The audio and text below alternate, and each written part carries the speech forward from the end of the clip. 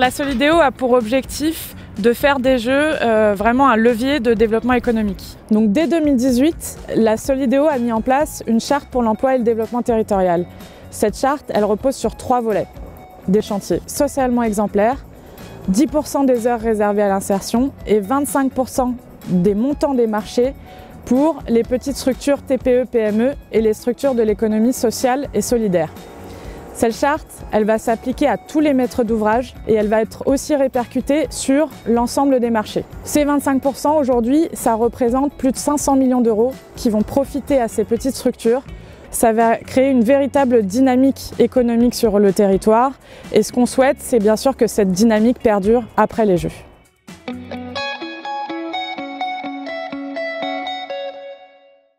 Le premier outil qu'on va utiliser, c'est la commande publique qui nous permet d'allotir pour les petites structures, mais également de faire des marchés réservés à des entreprises du secteur de l'insertion ou du handicap.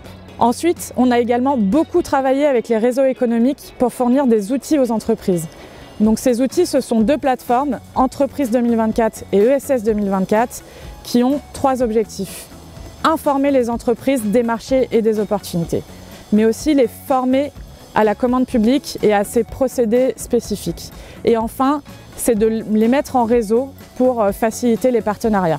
À la Solidéo, on a souhaité aller plus loin en organisant des événements meet-up pour faire se rencontrer les donneurs d'ordre et les entreprises. On a organisé 5 événements meet-up qui ont rassemblé plus de 1500 entreprises. L'ensemble de ces dispositifs va permettre aux entreprises de se professionnaliser et de se développer. Et ça, c'est vraiment l'héritage qu'on a envie de laisser au tissu économique.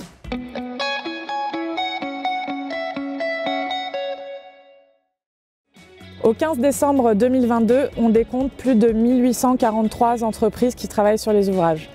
Parmi celles-ci, on a 1410 TPE-PME et dont 58 structures de l'ESS. Ces entreprises, elles proviennent de 85 départements différents et d'autres pays européens. Aujourd'hui, cela fait qu'on atteint plus de 30% des montants des marchés dédiés à des TPE, PME et structures de l'ESS.